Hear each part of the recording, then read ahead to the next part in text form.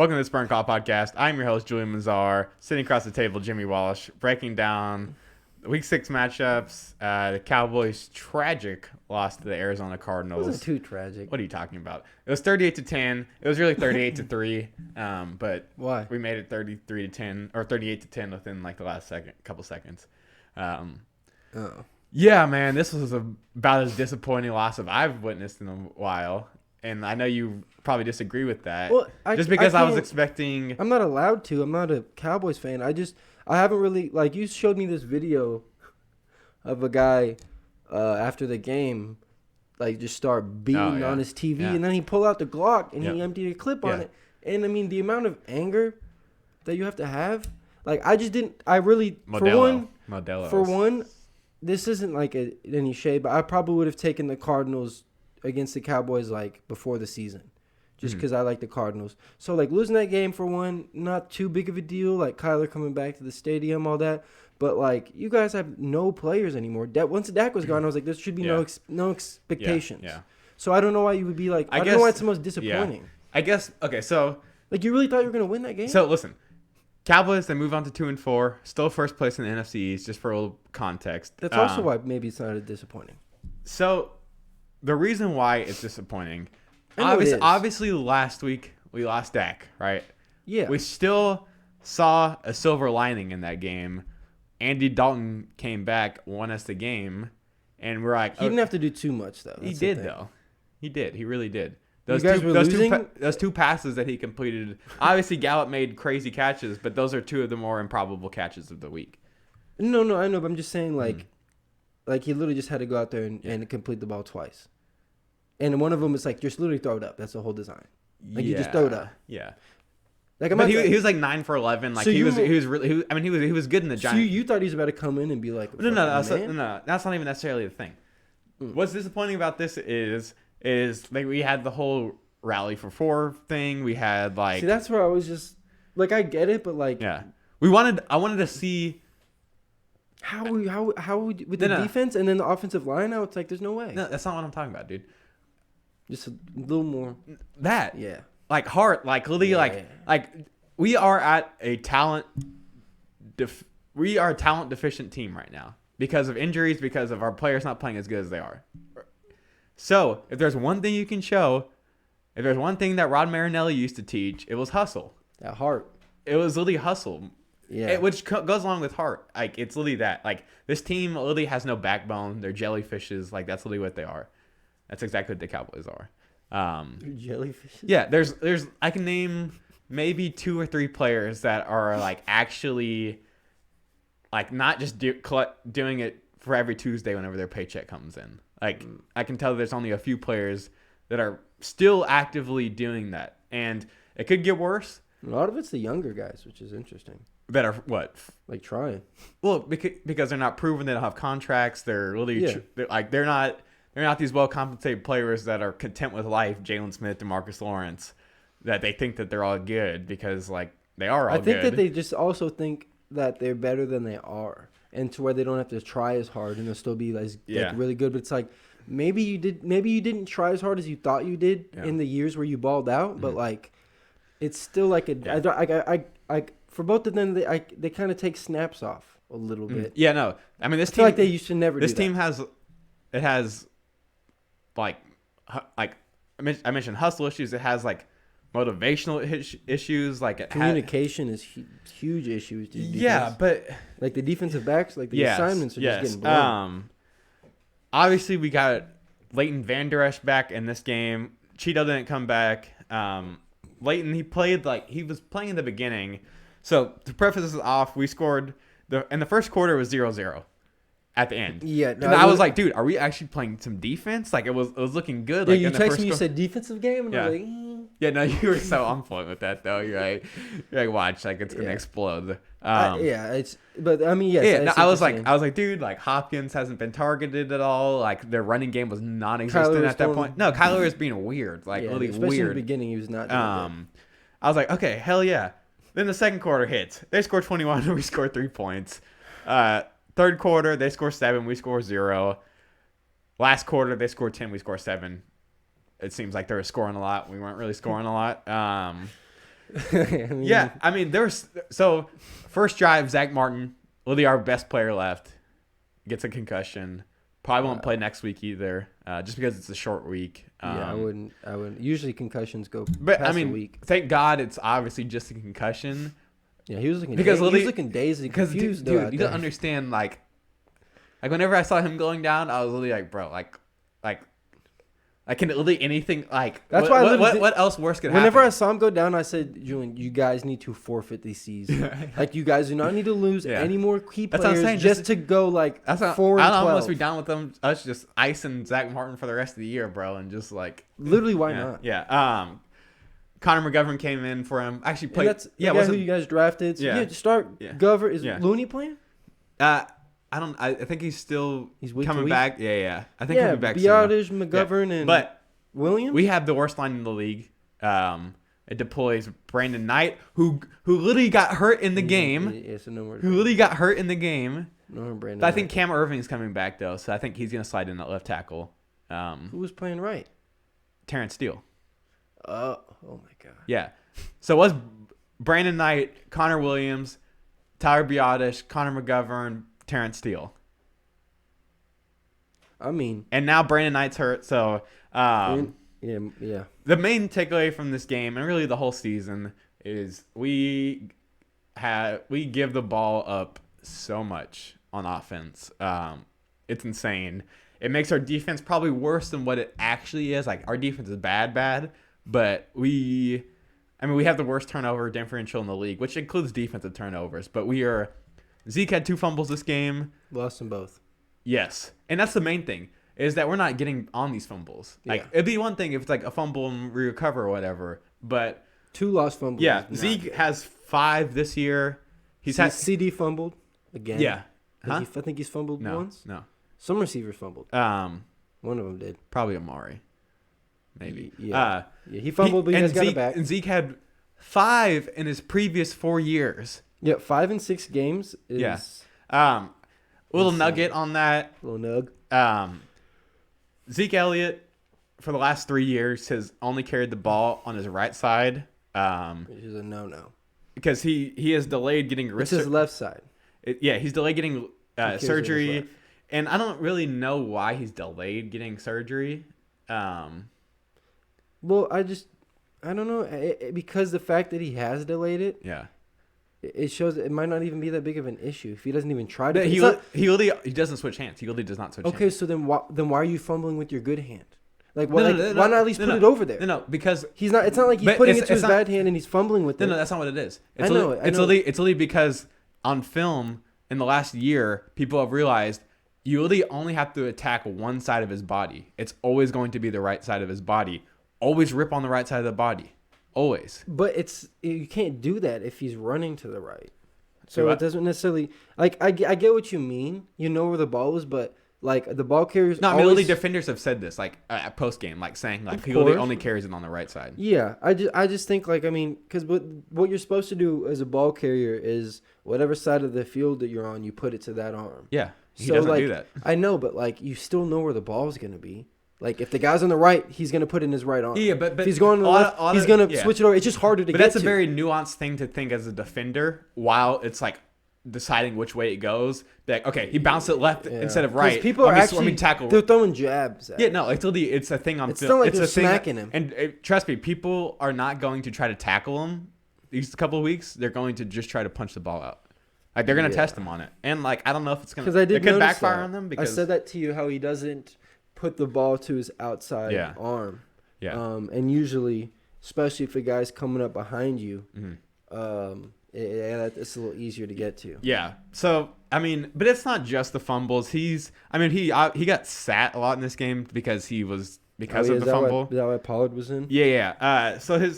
But really it's like the overall, like he has not produced. Like I imagine he's not even a top 8 guy in yards. Yeah, he is. Is he? For sure. You sure? No, but I would bet it. I'll check real quick. Okay. Keep talking. You sure? No, it's such a weird.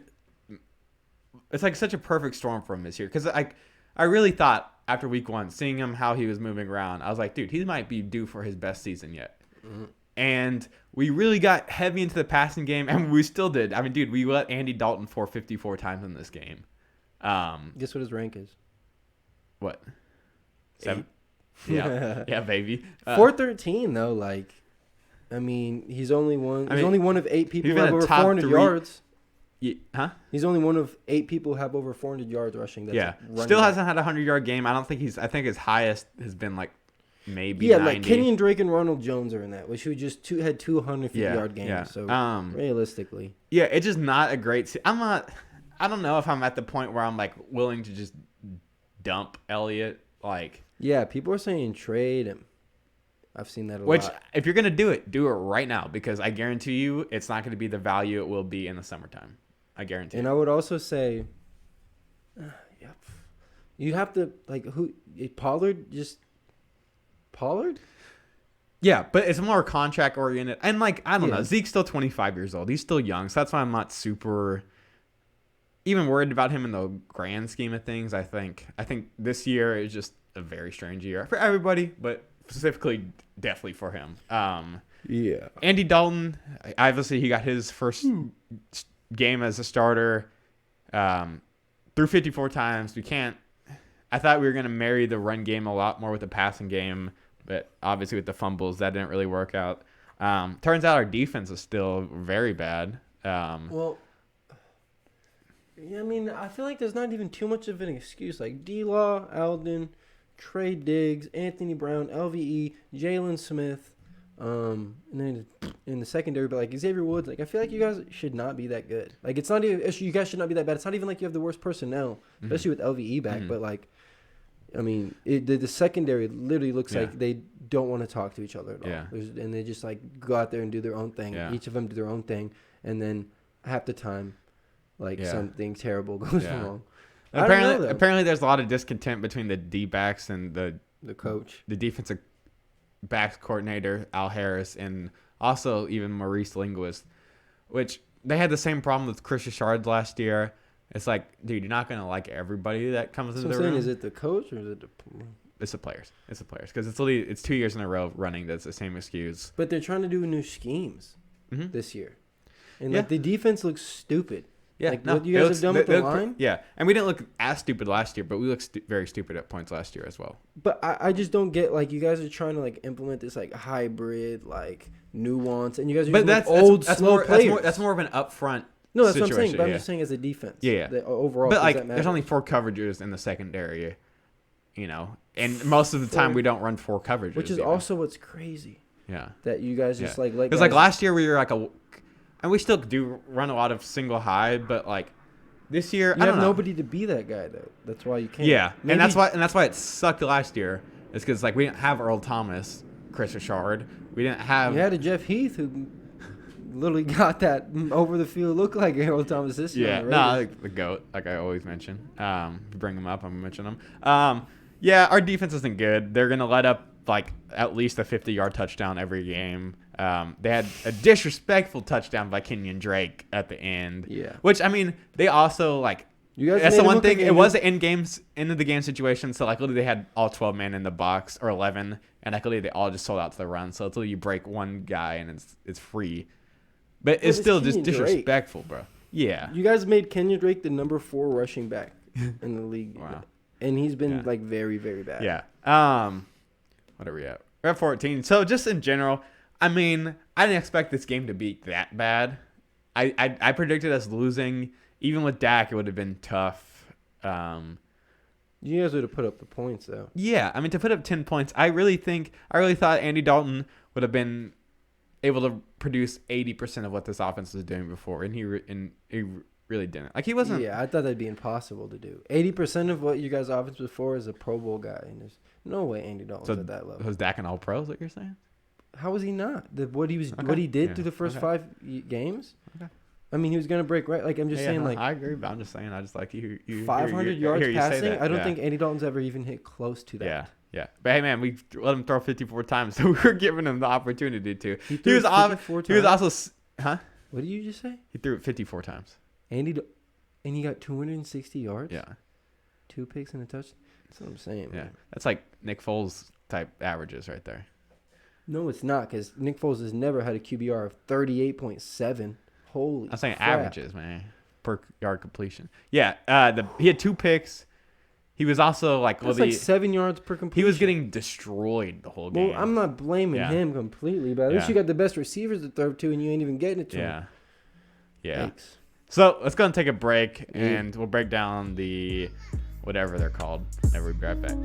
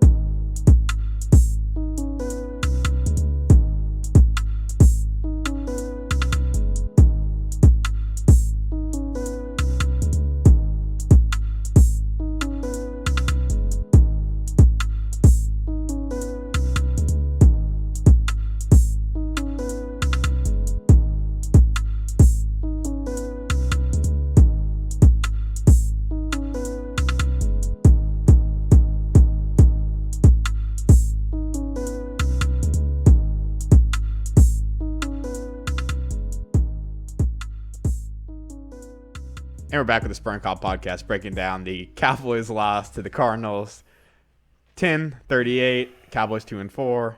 Cardinals 4-2. Good. They're 4-2. Yeah. Okay. Literally every single team in that division could win our division. The Rams, the 49ers, the Cardinals, and the Seahawks, which would be the best team out of all of them. Our division's trash. They almost all have a winning record. I think if San Francisco was more, and they were such. Let me ask you a question: would the Dolphins win in our division? With Tua Town? Yeah. Yeah. Would just this year? I don't mean just like in general. Would the Bengals? That's what I'm saying. I don't even know if the Browns. It's such a fun exercise. You could literally just go through the whole league. I don't even know if the Browns would. You don't think the Browns would? They're 4-5-1, 4-2. They're 4-2, but they Baker looks. They got talent. They got way more talent than all the other teams. Baker looks he's so inconsistent. Yeah. But you're right. Their D's like Myles Garrett. Yeah, but Bengals. Yeah. They're 1-4-1 right now. Yeah. Of course, Burrows had to play. I think probably some better teams. Yeah. I mean, it seems like it's rough defense. It seems like this year, like all the bad teams are just getting matched up with all the good teams. Mm-hmm. It seems like everybody's played the Jaguars and the Bengals and the Vikings already. Like everybody. Yeah. But not really, obviously. And, obviously, this is more of a Bears nugget, but the best 4 or 5 teams in the league all can play defense. That's how it is this year. What do you mean? The Ravens. Oh, like they have good defenses? Yeah. Yeah, I mean that's Bears. That's the thing. It's so hard to like. Who do you think like you guys had to go to that? What? I was gonna say top 3 defenses in the league, but Why can't I? Go ahead. Why can't I? In order. In order? Yeah. Ravens, Bears, Colts. I go Ravens. Steelers. Bears. Devin Bush is out. That's huge, dude. Bucks. Bro, we beat the crap out of them. I know, but their defense. Foles. No. It can't be, bro. They've only played 6 games. They've had 2 bad games. Like, scratch it. The fact that the Colts D actually whooped up on us showed that they're legit. Yeah. Bucks D. That's what I just hate it, man. You see the game last week against? I know you don't bro, really like. We have one of the worst rushing attacks this year. Mm-hmm. We have Nick Foles and like a scrubby O line, and they literally did nothing. Yeah. You know what I mean? You're right. Vita Vea got a sack on our backup. Yeah. You know what I mean? You're right. And then Carlton Davis barely got a pick. Yeah. That Allen Robinson was like, "Here you go, buddy. I heard you've been playing well. Help me out a little bit." So they're up there, but I wouldn't say that. Like I'd say even maybe Yeah, with no Devin Bush, it's tough to put. The Steelers front is just insane. Like Rams D's pretty good. Buffalo actually has been very iffy. Same with the Packers. Saints D's been kind of iffy, but they're up there for sure. That's why, I think that the top 3 is pretty clear. Yeah. Bucks are up there. I think it's pretty clear, though, who the worst defense in the league is, and that's who we're doing a podcast about today with. Are they worse than the Jets? The Jets got who? Marcus May, Quentin Williams. What are they doing? Marcus May made the craziest interception. No, but they have a better. They have. Everyone hates Greg Williams, but he can scheme some defenses. He can scheme some defense. Kyler Murray was only 9 out of 24, 188 yards, 2 passing touchdowns. Won the game with like 4 passes, just like 4 bombs, pretty much. It was kind of a weird homecoming, but I mean, the dude is 6-0 at AT&T Stadium. He partied against us. Which I knew was gonna happen. Yeah. Want to jump in, just run down these awards? Yep. Real quick. Offensive player of the game, right? We scored 10 points. Really courtesy to Amari Cooper for getting a touchdown at the end of the game to make it not a 35-point game and us not score. That would have looked really bad. That looked really bad. 3-38 at home would have Can't be Zeke. He was not good at any part of the game. No, he gave the ball away twice. Can't be. Who's Rico Dowdle? You guys promote him? Yeah, he's like a fullback. I didn't even realize he got 3 carries. What the? 4.3 per rush too. It must have been whenever Ben DiNucci went in. Ben DiNucci went in? Yes. Hold on. Last drive. How did you not text me about this? How did I not notice? Game was well off my TV at that point. Did he throw a pass? No. Oh, yeah. what? He came out there with a little swag though. Yeah, this whole I get all hype. Yeah. There's nobody. Yeah. Dang. Okay. Yeah. Wow. Wow. Uncle Rico. Opposite of how Tua went in, because they were whooping him so bad they threw him in. Yeah. For me, it's Amari Cooper. Got a steal from you. 7 for 79. He had a touchdown. The longest was 26 yards off 10 targets. So he was snagging them things. What was that 26-yard grab? Huh? What was the 26-yarder? I think it was on. I don't know. I'll show you a couple routes after this that he actually ran pretty good in this game. That's really my main takeaway. He was just the most explosive guy on our offense. CeeDee Lamb, he came up clutch on some catches. He also I think he fumbled once. Mm-hmm. I guess I don't even really remember when that happened. They got a back do. Yeah, that's probably why I don't remember. CeeDee can still work the seam like crazy. He got robbed on one play where one of Andy Dalton's picks where it was like an out route. And as soon as CeeDee broke to the out, the dude just tackled him. CeeDee fell down, and the defender stood up, and he just got a pick on it. It was so bad. I don't recall that. I'll show you after. Yeah. It was blatant. It's Amari Cooper. Really, there was no one else that, I don't even know who would second be. I guess maybe one of the other receivers. Like CD. Yeah. Maybe. Yeah. Dalton, he only had. Zeke got 8 receptions. It's kind of crazy. Yeah, because we were just Andy Dalton was just getting drilled in the pocket. Dunk into him. And he really had no other options. So it's Amari Amari Cooper for sure. Just consistent week in, week out. Next category is even harder to find a guy for. Defense player of the game. Jalen Smith, he put up tackles. He had 10 tackles, 7 solo, tackle for loss. Anthony Brown had tackle for loss. Where are them sacks at, baby? No, they're non-existent. Everson Griffin really didn't play that much this game. Anthony Brown got the sack. Randy Gregory getting reinstated this week though, and Should just take over. I hope so, bro. I hope so. This point, who's Justin Hamilton? Why is he getting 3 tackles? Because he was a D tackle that we promoted whenever Tristan Hill tore his ACL. Really? Yeah, he flashed. He got more tackles than all the other D tackles. I just feel like that sometimes a new guy come in, got to prove himself, and he's just effort on crazy. But for me, it's not Jalen Smith with the 10 tackles with the tackle for loss. It's not Anthony Brown with the tackle for loss and sack. Wilson with the 9? No, and he's one of the guys that really actually tries a little bit at least. For me, and it's really scraping the bottom of the barrel, is Trevon Diggs. Holding D-Hop to 2 catches. Yeah, so D-Hop, his final stat line was 2 for 73, but he had a 60-yarder on a drag within the last. It was in the fourth quarter. It was in the fourth quarter. It was literally their last drive. Yeah. They had one more drive. He had 8 targets. Exactly. So 2 catches. So really, up until that point, it was 1 catch for 13 yards off of 7 targets. Yeah. Like him and Kyler were off a little bit. It was not very much factor this game. Yeah, Diggs, he was doing good. I figured that would be, obviously Hopkins is one of the better receivers in the league, but in terms of skill sets, I felt like this is something more of the receiver type that Diggs can handle, where it just like Hopkins isn't necessarily gonna out athlete him and just like run past him. Besides on the drag. Yeah, but Trevon Diggs got like picked up and like it was like caught up in a lot of traffic pretty much. Just a little. But it's just like he's not. No, you're right. He's not like a Calvin Ridley where he's just gonna put like 5 different moves on him and just make him look stupid. Yeah, and he's not like a Metcalf where he's huge. Yeah. They're kind of the same body types and stuff. Yeah, but yeah, I see what you're saying. Yeah, who do you think? That's a good take. I like Anthony Brown. Okay. With the sack, the tackle for loss, and a quarterback hit. Of course.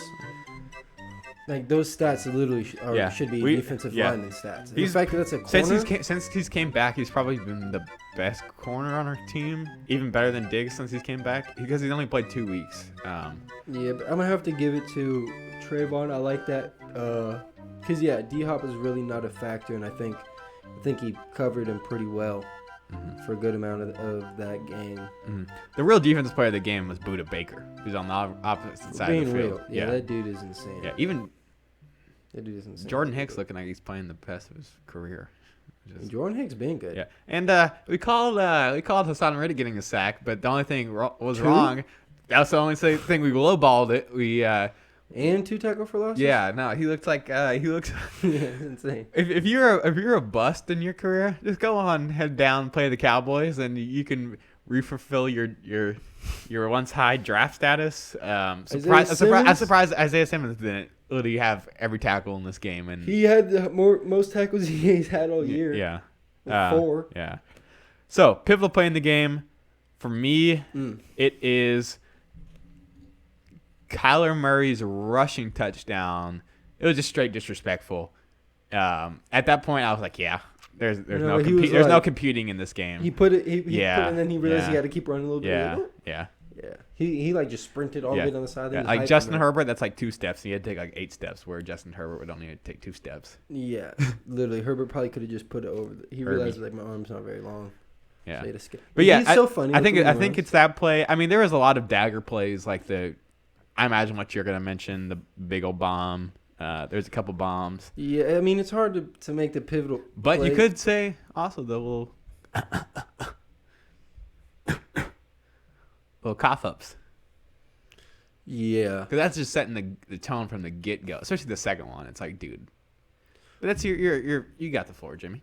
Yeah, I don't know. I mean, it's hard to say like the opposing team's big play is a pivotal play. Like, that was just a good play. I don't know if it was pivotal to the game. Maybe I think the pivotal play would be, considering you guys, it was 0-0 first quarter. The first touchdown they let up on the goal line on a little flick to Christian Kirk, who just rides it to the edge. Yeah. That might be a pivotal play considering it was the first touchdown let up. Set the edge, boys. Come on. Yeah, that one was just like, Yeah, I mean, he kind of had some open room. So I'm probably have to go with that, actually. Teams get creative against us because that will work. It's like, and the worst thing that can happen is like... It doesn't. And then, but it probably will. Football, yeah. Probably will. I'd have to say that, yeah. Yeah. Not too many pivotal plays for the Cowboys. And now that I think about it, I guess I would actually probably say the fumble because it was 0-0 first quarter. And I think the fumble happened in the second quarter. Bad fumble. Yeah. The first one was like he literally just like Andy Dalton had somehow gotten to it. Like I thought it was gonna be a sack, and Andy Dalton like flicked it to him. Yeah. So like he was like, "Oh crap!" and turned around to run, and then literally it happened like instantly. But then he got a first down though. Yeah. So that one I was like, okay, like literally he just like Andy Dalton literally just like. This is a good play by Andy Dalton. Yeah, and even a great play by Budda Baker. The second one, it was literally just like almost where the Browns one, where he was just like rolling on the back of the defender, like not fully on the ground. And just punched it out. I was like, dude. Did Budda Baker make him fumble that play? On the first one, yes. Did? Yes. So Budda Baker had a sack, a tackle for loss, pass deflection, an interception, a He was forced fumble. so good. He was so good. And 2 quarterback hits? Yeah, he was so good, what bro. What the hell? He was so good. Oh my gosh. Yeah. Biggest letdown. Or you want to start with surprise? Letdown.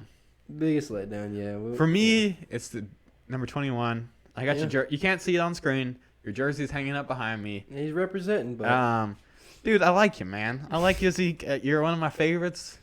But you're letting me down this year, bro. For sure. And he addressed the team after the game. He literally made a speech in front of the team after the game. Mean. Rah, rah, rah.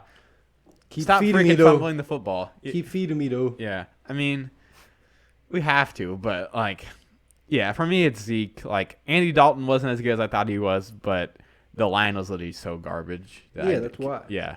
So give him a fresh line. He'll play good, but yeah, he'll have bad games too, of course. Yeah. But I mean, he'll have a chance because with our receivers, you give him time. Like someone, if not everybody's gonna be open. He just doesn't have a chance. Dude. Yeah.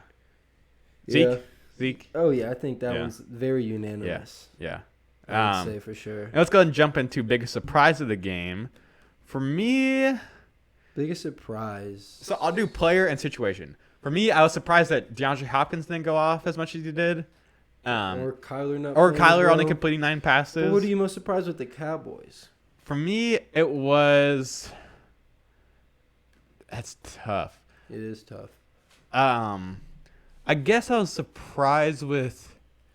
Like Connor McGovern didn't play bad whenever he jumped in, but that's not like a huge, just like sexy surprise. But maybe just back to back with it, just surprised that you guys gave the ball over 5 times. Yeah. 5 turnovers. I mean, one of them you guys got back in the CD fumble, but that's still 5 turnovers. I was trying to think more like obviously that's a situation, but like player surprises. I don't know. I don't think really. Trayvon Diggs not like getting whooped on by D-Hop. Yeah. Because he would have been allowed to, and no one would have been mad at it. Yeah.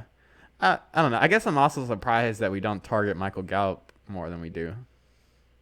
That's because you guys took a first-round receiver, and he's getting literally all of his targets. I bet you he hates the fact that he's on. He's like, literally last year I got 1,300 yards. You guys draft a first-round pick and throw to him more than double. Michael? Yeah. Throw to him more double than me every game. But I will say this. The great thing about our wide receiver room is literally none of them are divas at all. No, but it's like, that is good. And like literally they even mentioned before season, like that they are not concerned about touch shares and stuff like that. Yeah. I mean, if Blake Jarwin was on the team, Gallup is getting very few targets. Dalton Schultz. No, Blake Jarwin would get way more than Dalton Schultz. Yeah, but we always talk about how CD kind of takes up some of those tight end reps more so. Like literally Michael Gallup is an outside receiver. There's no substitution on why we shouldn't be throwing it more to him. Amari even lines up in the slot. Yeah. Michael's just strictly outside. No, Amari lines up in the slot a lot actually. That's why Gallup did good last year. Because he was able to stay outside while the guy goes inside. Yeah, like Michael Gallup, he is like the most isolated receiver in the league, where we'll do like trips on one side and trips bunch formation on one side, and just have Michael on the other side by himself. MVP? Yeah. Who in the freaking world is our MVP, man? Who you got to help me out here, Jim? Let me try and get a little creative. Most valuable player that game for you guys. I know who it is. Really? Yeah. I feel like it's going to be good. It's got to be Amari, right? Yeah. Is it? No. Who? For me, it's number 6, Chris Jones. 6? Chris Jones? What? He had his best punting game of the season. I'm not even joking. Bears MVP, Santos, Cowboys MVP, Jones. As I say, if you win 2/3 of the game, you win the game. Is he really? And we probably lost all 3. He didn't even drop it in the 20 one time, and his longest was 45. I could kick a 45-yard punt. Well, I don't know. He was good. I'm telling you that. Yeah. No, I mean there wasn't. Surprised he only had to punt it 3 times. There wasn't a How was that? How did you guys only have to punt it 3 times and they punted it 4? I have no clue. Yeah, not a clear MVP at all in this game. Like, I'd say just Amari. I know I don't like going back-to-back offensive player and MVP, but he was most consistent. You got a tud. Whenever you play like crap, though, like you. If you lose any game, it's really hard to give awards out. Just in general, let alone a bunch of positive ones. Especially with a team that doesn't care. Yeah. I can't even give them like participation awards. Not even effort awards. Yeah. Not even good try, good hustle awards. Yeah. Like literally just the bottom of the barrel dudes are the only guys that are trying. The Justin Hamiltons of the world, the Donovan Wilsons of the world. Those guys haven't earned anything, and they got to prove it out somehow. So that was the Cowboys Week 6 loss against the Arizona Cardinals, 38-10. Yep. Give you a little sneak peek into Week 7 against the Footballs. We're losing. Appreciate y'all tuning in. Stay safe out there.